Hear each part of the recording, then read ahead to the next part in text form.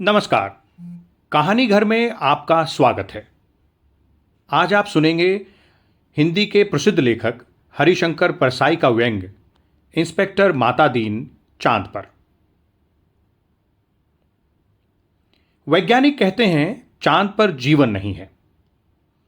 Senior police inspector Matadin department में MD साहब कहते हैं वैज्ञानिक झूठ बोलते हैं, वहां हमारे जैसे ही मनुष्य की आबादी है। विज्ञान ने हमेशा इंस्पेक्टर मातादीन से मात खाई है। फिंगरप्रिंट विशेषज्ञ कहता रहता है कि छुरे पर पाए गए निशान मुलजिम की उंगलियों के नहीं हैं, पर मातादीन उसे सजा दिला ही देते हैं। मातादीन कहते हैं ये वैज्ञानिक केस का पूरा इन्वेस्टिगेशन नहीं करते। उन्होंने चांद का उजला हिस्सा देखा और कह दिया कि वहां पर जीवन नहीं है। मैं चांद का अंधेरा हिस्सा देखकर आया हूं, वहां मनुष्य जाति है। यह बात सही है क्योंकि अंधेरे पक्ष के मातादीन माहिर माने जाते हैं। अब पूछा जाएगा कि इंस्पेक्टर मातादीन चांद पर क्यों गए थे? टूरिस्ट की हैसियत से या किसी फरार अपराधी को पकड़ने?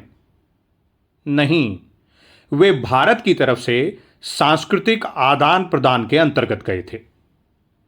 चांद सरकार ने भारत सरकार को लिखा था, यूं तो हमारी सभ्यता बहुत आगे है, पर हमारी पुलिस में पर्याप्त सक्षमता नहीं है। वो अपराधी का पता लगाने और उसे सजा दिलाने में अक्सर सफल नहीं होती। सुना है आपके यहां रामराज है, मेहरबानी करके किसी पुलिस अफसर को भेजें जो हमारी पुलिस को शिक्षित कर दे। गृह मंत्री ने सचिव से कहा, किसी आईजी को भेज दो। सचिव ने कहा, नहीं सर, आईजी नहीं भेजा जा सकता, प्रोटोकॉल का सवाल है। चांद हमारा एक क्षुद्र उपग्रह है, आईजी के रैंक के आदमी को नहीं भेजेंगे, किसी सीनियर इंस्पेक्टर को भेज देता हूं। फिर तय किया गया कि हजारों मामलों के investigating officer senior inspector Matadin को भेजा जाए। चांद की सरकार को लिख दिया गया कि आप मातादीन को लेने के लिए पृथ्वी पर अपना यान भेज दीजिए। पुलिस मंत्री ने मातादीन को बुलाकर कहा, तुम भारतीय पुलिस की उज्जवल परंपरा के दूत की हैसियत से जा रहे हो। ऐसा काम करना कि सारे अंतरिक्ष में डिपार्टमेंट की ऐसी जय जयकार हो कि प्रधानमंत्री को भी सुनाई पड़ जाए। मातादीन की यात्रा का दिन आ गया। एक यान अंतरिक्ष अड्डे पर उतरा। मातादीन सबसे विदा लेकर यान की तरफ बढ़े। वे धीरे धीरे कहते जा रहे थे, प्रवेशी नगर कीजे सब काजा, हृदय राखी कौशलपुर राजा। यान के पास पहुंचकर मातादीन ने मुंशी अब्दुल गफूर को पुकारा। मुंशी! गफूर ने एड़ी मिलाकर सैल्यूट फटकारा और बोला, जी पैक्सा, एफआईआर रख दी है क्या? गफूर ने कहा, जी। और रोजनामचे का नमूना? जी, वो भी रख दिया है। मातादीन यान में बैठने लगे। फिर हवलदार बल्लभधर को बुलाकर कहा, हमारे घर में जचकी के बखत अपने खटला यानी पत्नी को मदद के लिए भेज देना। बल्लभधर ने कहा, जी पैक्सा। तभी गफूर बोले, आप बेफिक्र रहें पैक्सा, मैं अपनी पत्नी को भी भेज दूंगा खिदमत के लिए। मातादीन ने यान के चालक से पूछा, ड्राइविंग लाइसेंस है? चालक ने कहा, जी है साहब। और गाड़ी में बत्ती ठीक है? जी वो भी ठीक है। मातादीन ने कहा, सब ठीक ठाक होना चाहिए, वरना हरामजादे का बीच अंतरिक्ष में ही चालान कर दूंगा। चंद्रमा से आए चालक ने कहा, हमारे यहां आदमी से इस तरह नहीं बोला करते। मातादीन ने कहा, जानता हूं बे, तुम्हारी पुलिस कमजोर है, अभी मैं उसे ठीक करता हूं वहां पहुंचकर। मातादीन यान में कदम रख ही रहे थे कि हवलदार राम सजीवन भागता हुआ आया। बोला, पैक्सा, एसपी साहब के घर से कह रहे हैं कि चांद से एड़ी चमकाने का पत्थर लेते आना। मातादीन खुश हुए और बोले, कह देना बाई साहब से, जरूर लेता आऊंगा। फिर वे यान में बैठे और यान उड़ चला। पृथ्वी के वायुमंडल से यान बाहर निकला ही था कि माता दीन ने चालक से कहा, अबे हॉर्न क्यों नहीं बजाता? चालक ने जवाब दिया, साहब आसपास लाखों मील तक कुछ है ही नहीं।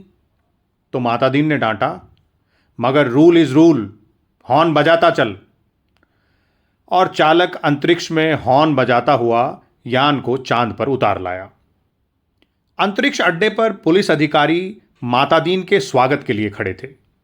माता दीन रॉब से उतरे और उन अफसरों के कंधों पर नजर डाली। वहां किसी के स्टार नहीं थे, फीते भी किसी के नहीं लगे थे। लिहाजा माता दीन ने एड़ी मिलाना और हाथ उठाना जरूरी नहीं समझा। फिर उन्होंने सोचा, मैं यहां इंस्पेक्टर की हैसियत से तो आया नहीं, मैं तो यहां सलाहकार की हैसियत से आया हूं। माता दीन को वे लोग पुलिस लाइन में ले गए और एक अच्छे से बंगले में उन्हें टिका दिया। एक दिन आराम करने के बाद माता दीन ने काम शुरू कर दिया। पहले उन्होंने पुलिस लाइन का मुआयना किया। शाम को उन्होंने वहां के आईजी से कहा, आपके यहां पुलिस लाइन में हनुमान जी का मंदिर नहीं है? हमारे रामराज में पुलिस लाइन में हनुमान जी हैं। आईजी ने कहा, हनुमान कौन थे? हम नहीं जानते। माता दीन ने कहा, अरे हनुमान का दर्शन हर कर्तव्यपरायण पुलिस वाले के लिए जरूरी है। हनुमान सुग्रीव के यहां स्पेशल ब्रांच में थे। उन्होंने सीता माता का पता लगाया था। एब्डक्शन का मामला था, एब्डक्शन, दफा 362। हनुमान जी ने रावण को सजा वहीं दे दी, उसकी प्रॉपर्टी में आग लगा दी। पुलिस को यह अधिकार होना चाहिए कि अपराधी को पकड़ा और वहीं सजा दे दी, अदालत में जाने का झंझट ही नहीं। लेकिन यह सिस्टम अभी हमारे रामराज में भी चालू नहीं हुआ है। हनुमान जी के काम से भगवान राम बहुत खुश हुए। वो उनको अयोध्या ले आए और टोन ड्यूटी में तैनात कर दिया। वही हनुमान हमारे आराध्य देव हैं। मैं उनकी एक फोटो लेता आया हूं, उससे मूर्तियां बनवाइए और हर पुलिस लाइन में स्थापित करवाइए। थोड़े ही दिनों में चांद की हर पुलिस लाइन में हनुमान जी स्थापित हो गए। माता दीन उन कारणों का अध्ययन कर रहे थे जिनसे पुलिस लापरवाह और अलाल हो गई है।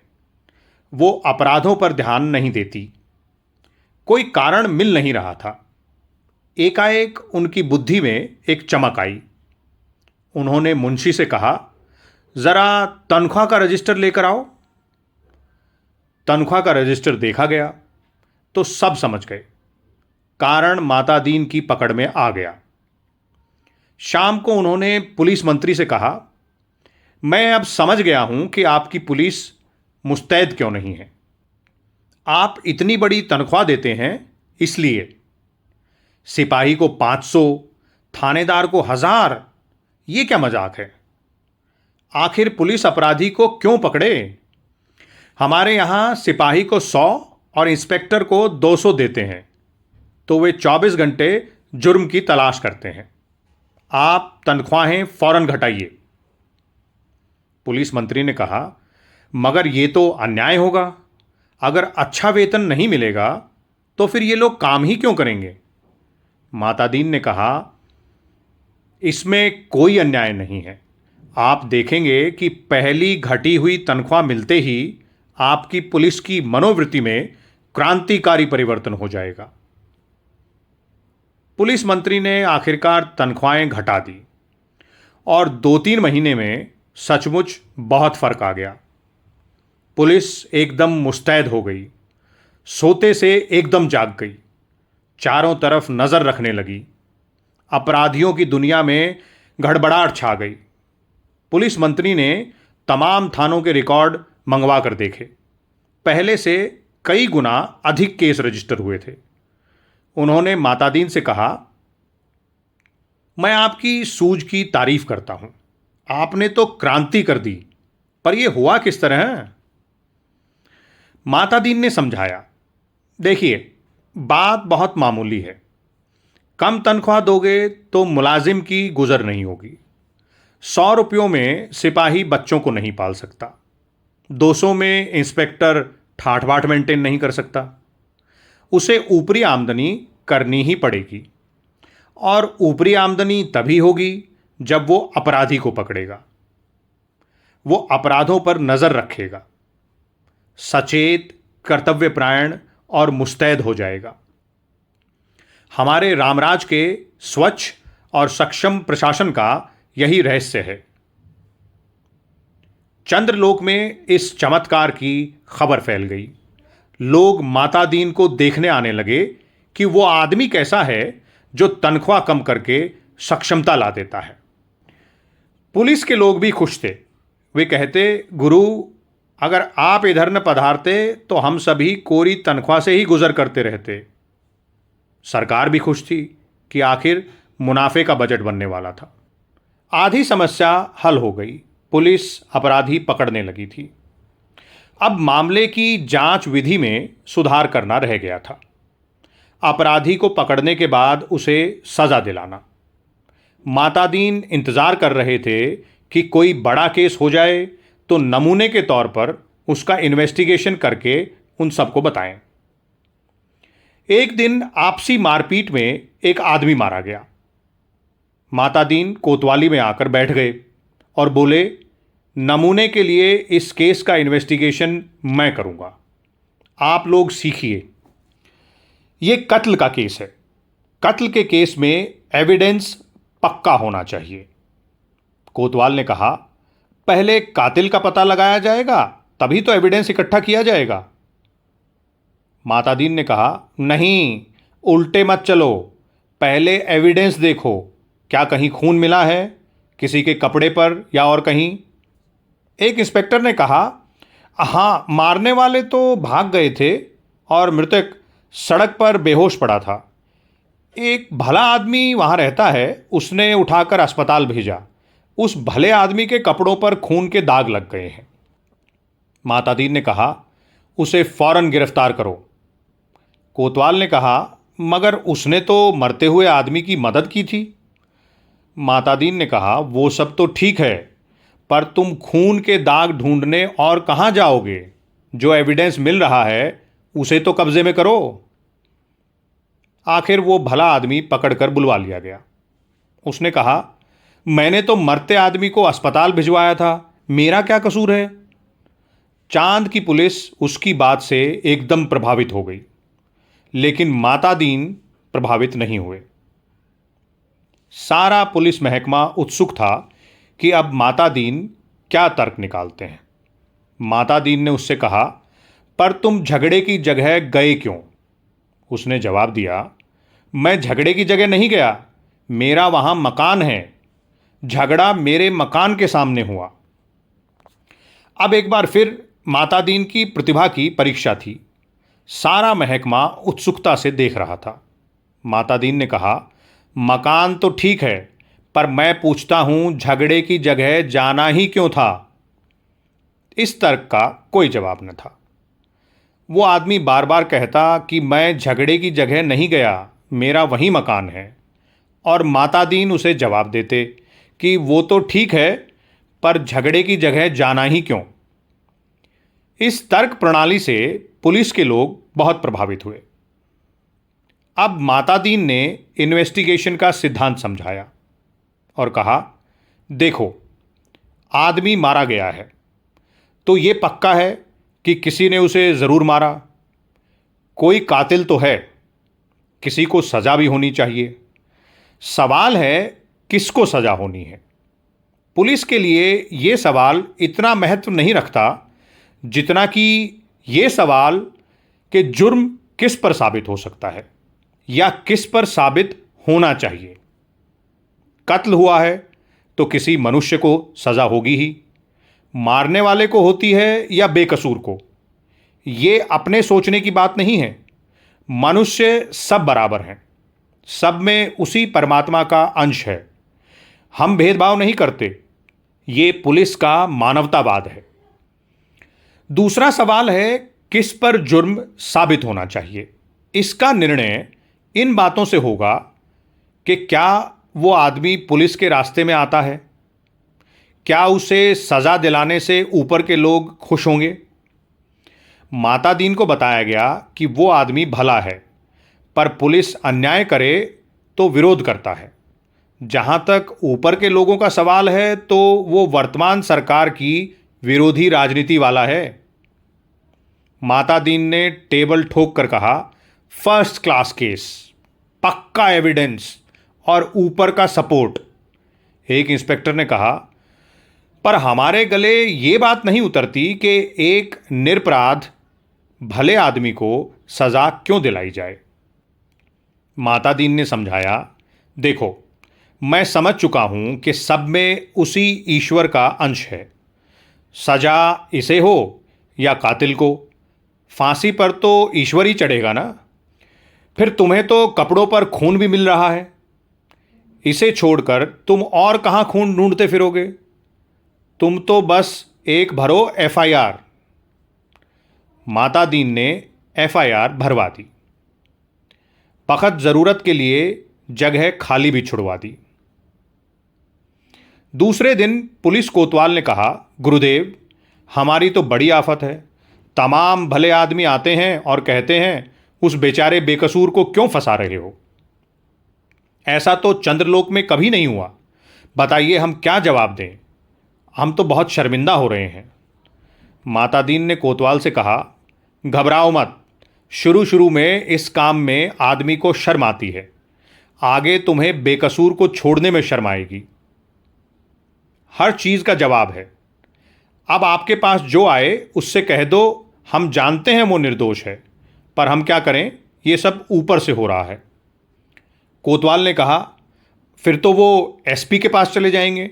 माता दीन बोले, एसपी भी कह दें कि ऊपर से हो रहा है, फिर वो आईजी के पास शिकायत करेंगे, तो आईजी भी कह दें कि ये सब ऊपर से हो रहा है। तब वे लोग पुलिस मंत्री के पास पहुंचेंगे। पुलिस मंत्री भी कहेंगे, भैया मैं क्या करूं, ये सब तो ऊपर से हो रहा है। फिर वो प्रधानमंत्री के पास जाएंगे। प्रधानमंत्री भी कहें कि मैं जानता हूं वो निर्दोष है, पर ये ऊपर से हो रहा है। कोतवाल ने कहा, तब वो? माता दीन ने कहा, तब क्या? तब वे किसके पास जाएंगे? भगवान के पास ना। मगर भगवान से पूछकर कौन वापस लौट सका है? कोतवाल चुप रह गया। वो इस महान प्रतिभा से चमत्कृत था। माता दीन ने कहा, एक मुहावरा ऊपर से हो रहा है। हमारे देश में 25-30 सालों से सरकारों को बचा रहा है। तुम इसे बस सीख लो। केस की तैयारी होने लगी। माता दीन ने कहा, अब 4-6 चश्मदीद गवाह लेके आओ। कोतवाल बोला, अब ये चश्मदीद गवाह कैसे मिलेंगे? जब किसी ने उसे मारते देखा ही नहीं तो फिर गवाह कोई कैसे बनेगा? माता दीन ने सर ठोक लिया। किन बेवकूफ़ों के बीच में फंसा दिया हमारी सरकार ने। इन्हें तो ABCD भी नहीं आती। झल्ला कर कहा, चश्मदीद गवाह किसे कहते हैं जानते हो? चश्मदीद गवाह वो नहीं है जो देखे, बल्कि वो है जो कहे कि मैंने देखा। कोतवाल ने कहा, ऐसा कोई क्यों कहेगा? तो माता दीन ने कहा, कहेगा, समझ में नहीं आता कैसे डिपार्टमेंट चलाते हो। अरे चश्मदीद गवाहों की लिस्ट पुलिस के पास पहले से ही रहती है। जहां ज़रूरत हुई उन्हें चश्मदीद बना दिया। हमारे यहाँ तो ऐसे आदमी हैं जो साल में 300-400 वारदातों के चश्मदीद गवाह होते हैं, और हमारी अदालतें भी मान लेती हैं कि इस आदमी में कोई देवीय शक्ति है, जिससे ये जान लेता है कि अमुक जगह वारदात होने वाली है और वहाँ पहले से पहुँच जाता है। मैं तुम्हें चश्मदीद गवाह बना कर देता हूँ। 8-10 उठाईगिरों को बुलाओ जो चोरी, मारपीट, गुंडागर्दी करते हों, जुआ खिलाते हों या फिर शराब उतारते हों। दूसरे ही दिन शहर के 8-10 नवरत्न कोतवाली में हाजिर थे। उन्हें देखकर माता दीन गदगद हो गए। बहुत दिन हो गए थे ऐसे लोगों को देखे। बड़ा सूना सूना सा लग रहा था। माता दीन का प्रेम उमड़ पड़ा। उससे कहा, तुम लोगों ने उस आदमी को लाठी से मारते देखा था ना? वे बोले, नहीं देखा साहब, हम वहाँ थे ही नहीं। मातादीन जानते थे कि ये पहला मौका है। फिर उन्होंने कहा, वहाँ नहीं थे ये मैंने माना, पर लाठी मारते तो देखा था ना। उन लोगों को लगा कि यह आदमी पागल है, तभी ऐसी ऊटपटांग बात कहता है, और वे हंसने लगे। मातादीन ने कहा, हंसो मत, जवाब दो। वे बोले, जब थे ही नहीं तो देखा कैसे? मातादीन ने गुर्रा कर कहा, कैसे देखा सो बताता हूं। तुम लोग जो काम करते हो वो सब इधर दर्ज हैं। हर एक को कम से कम 10 साल जेल में डाला जा सकता है। तुम ये काम आगे भी करना चाहते हो या जेल जाना चाहते हो? वो घबरा कर बोले, साहब हमें जेल नहीं जाना। मातादीन ने कहा, तो ठीक है, तुमने उस आदमी को लाठी मारते देखा ना? वे बोले, देखा साहब।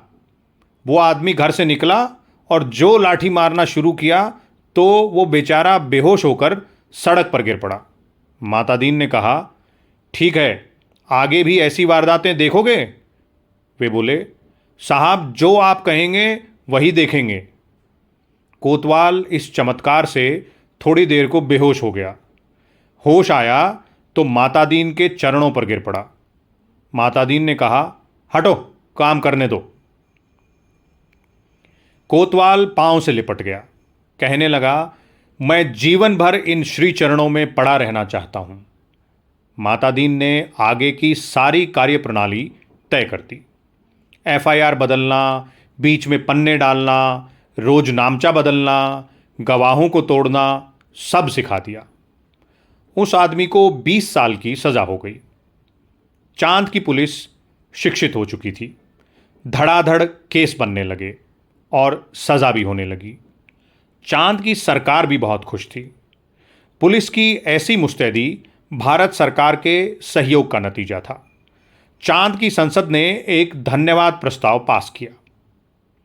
एक दिन मातादीन का सार्वजनिक अभिनंदन किया गया। वे फूलों से लदे खुली जीप पर बैठे थे। आसपास जय जयकार करते हजारों लोग। वे हाथ जोड़कर अपने गृह मंत्री की स्टाइल में जवाब दे रहे थे। जिंदगी में पहली बार मातादीन ऐसा कर रहे थे, इसलिए थोड़ा अटपटा लग रहा था। 26 साल पहले पुलिस में भर्ती होते वक्त किसने सोचा था कि एक दिन दूसरे लोक में उनका ऐसा अभिनंदन होगा। वे पछताए, अच्छा होता इस मौके के लिए कुर्ता, टोपी और धोती ले आता। भारत के पुलिस मंत्री टेलीविजन पर बैठे ये दृश्य देख रहे थे और सोच रहे थे, मेरी सद्भावना यात्रा के लिए वातावरण बन गया। कुछ और महीने निकल गए। एक दिन चांद की संसद का विशेष अधिवेशन बुलाया गया। बहुत तूफान खड़ा हुआ। गुप्त अधिवेशन था, इसलिए रिपोर्ट प्रकाशित नहीं हुई, पर संसद की दीवारों से टकराकर कुछ शब्द बाहर आए। सदस्य गुस्से से चिल्ला रहे थे, कोई बीमार बाप का इलाज नहीं कराता, डूबते बच्चों को कोई नहीं बचाता, जलते मकान की आग कोई नहीं बुझाता, आदमी जानवर से बदतर हो गया है, सरकार फौरन इस्तीफा दे। दूसरे दिन चांद के प्रधानमंत्री ने मातादीन को बुलाया। मातादीन ने देखा वे एकदम बूढ़े हो गए थे। लगा कई रात से सोए ही नहीं हैं। रुआंसे होकर प्रधानमंत्री ने कहा, मातादीन, हम आपके और भारत सरकार के बहुत आभारी हैं। अब आप कल देश वापस लौट जाइए। मातादीन ने कहा, मैं तो टर्म खत्म करके ही जाऊंगा। प्रधानमंत्री ने कहा, आप बाकी टर्म का वेतन ले जाइए, डबल ले जाइए, ट्रिपल ले जाइए। मातादीन ने कहा, हमारा सिद्धांत है, हमें पैसा नहीं, काम प्यारा है। आखिर चांद के प्रधानमंत्री ने भारत के प्रधानमंत्री को एक गुप्त पत्र लिखा। चौथे दिन मातादीन को वापस लौटने के लिए अपने आईजी का ऑर्डर मिल गया। उन्होंने एसपी साहब के घर के लिए एड़ी चमकाने का पत्थर यान में रखा और चांद से विदा हो गए। उन्हें जाते देख पुलिस वाले रो पड़े। बहुत अरसे तक ये रहस्य बना रहा कि आखिर चांद में ऐसा क्या हो गया कि माता दीन को इस तरह एकदम लौटना पड़ा। चांद के प्रधानमंत्री ने भारत के प्रधानमंत्री को क्या लिखा था? एक दिन वो पत्र खुल ही गया। उसमें लिखा था, इंस्पेक्टर माता दीन की सेवाएं हमें प्रदान करने के लिए अनेक धन्यवाद, पर अब आप उन्हें फौरन बुला लें। हम भारत को मित्र देश समझते थे, पर आपने हमारे साथ शत्रुवत व्यवहार किया है। हम भले लोगों से आपने विश्वासघात किया है। आपके माता दीन ने हमारी पुलिस को जैसा कर दिया है, उसके नतीजे ये हुए हैं। कोई आदमी किसी मरते हुए आदमी के पास नहीं जाता, इस डर से कि वो कत्ल के मामले में फंसा दिया जाएगा। बेटा बीमार बाप की सेवा नहीं करता, वो डरता है बाप मर गया तो उस पर कहीं हत्या का आरोप न लगा दिया जाए। घर जलते रहते हैं और कोई बुझाने नहीं जाता, डरता है कि कहीं उस पर आग लगाने का जुर्म कायम न कर दिया जाए।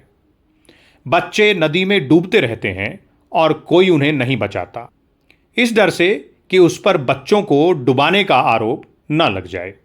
सारे मानवीय संबंध समाप्त हो रहे हैं। माता दीन जी ने हमारी आधी संस्कृति नष्ट कर दी है। अगर वे यहाँ रहे तो पूरी संस्कृति नष्ट कर देंगे। उन्हें फौरन रामराज में वापस बुला लिया जाए।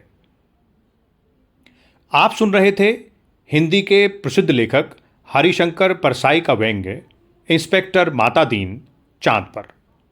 ऐसी ही और रचनाओं के लिए जुड़े रहिए कहानी घर के साथ और हमारा चैनल सब्सक्राइब कीजिए। धन्यवाद।